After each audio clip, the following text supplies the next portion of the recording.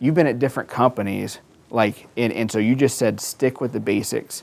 Like, what do you see, good or bad? What do you see the difference in, like, in what's going on from national companies versus, you know, what's going on right here? The culture, like you guys said, so much better.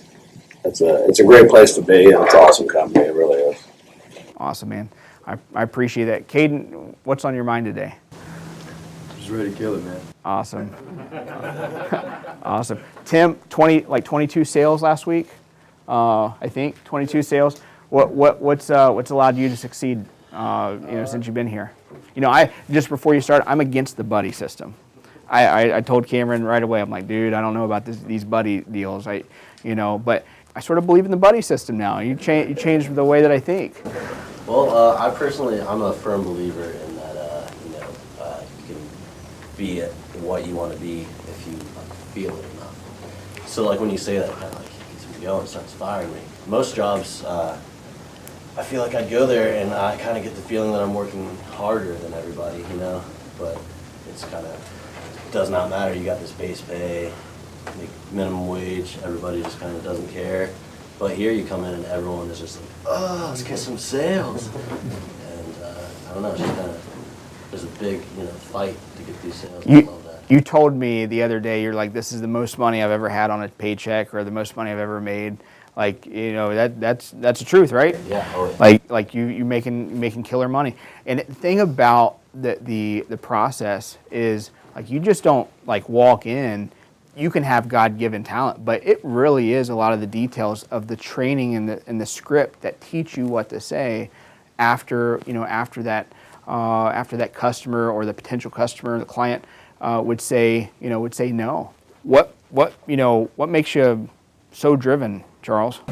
Like I said, we are kind of our own bosses. You give us the opportunity to make as much as we can. It's up to you to be self-motivated to get out there and do it.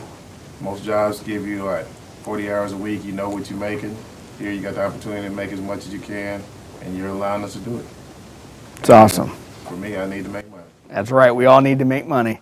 If you're a company looking for success, you're a business owner looking to really make an impact on your growth. I hear production guys say all the time, like, it's all about production and it's all about production. And for 30 years, they've been less than $1 million business. I believe it is about production. It's about the beginning, the middle, and the end. None of those parts go together unless they're all working efficiently together like a well-oiled machine. But growth is what allows that to take place. But you don't have growth without a great sales manager and a great general manager and a great culture.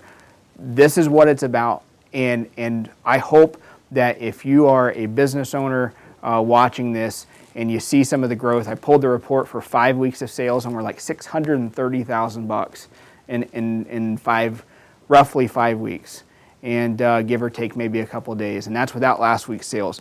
So what we're doing is amazing.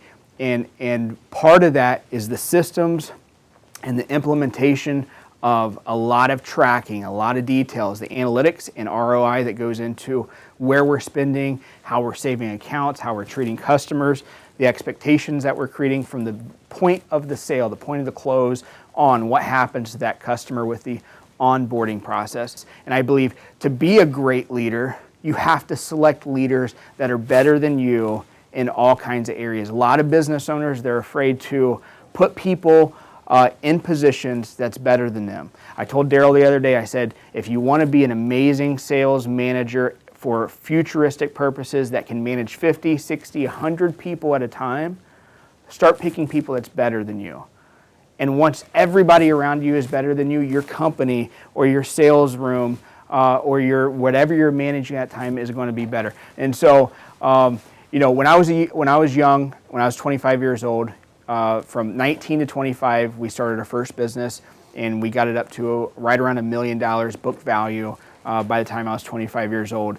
And I made so many mistakes and so many failures, and I was fighting against, I felt like I was going upstream and really having a tough time, but still was able to manage to get that first business by 25 years old to $1 million. And I'll single-handedly say, you can't have sales without systems. You can't have systems without sales. They go hand in hand. And one of the coolest things I've ever heard actually came from a leader that I know who is actually a pastor of our church. And me and Brian go to the same church. And he has this thing where he has a very smart business person, and he has studied lots of big, giant, 1,000-member organizations. And he has this thing called Stick Six. And you stick with something for 6 weeks. And this is what I believe about sales. You stick with it for 6 weeks, you're going to get good at it. 1 week, you're just wrapping it around your head. By the second week, you're diving into the process and possibly making some sales. And by the third week, you're really grasping the idea and building relationships with the people here. And because you can't figure it out in 1 week. It takes multiple weeks. And the Stick Six concept, it works for churches, and it also works for sales, because it takes 6 weeks for you to really absorb what's happening. And I have a note here that says, do it until you figure it out. You have to do something. It's how I was as a 19-year-old guy. I didn't know business. I knew of business. I watched family members and successful people buy brand new Cadillacs and new houses and all this stuff on a regular basis. And I thought I could just go be a business owner and make a lot of money. Completely wrong. I fell flat on my face. I had things almost taken from me. Broke for 6 years, driving a Honda Civic with a broken green bumper that my wife slid into a tree, and couldn't afford to go buy another car. So I kept driving that thing, had a bungee cord holding the bumper up. Dude, I've been there, trust me. I've been there.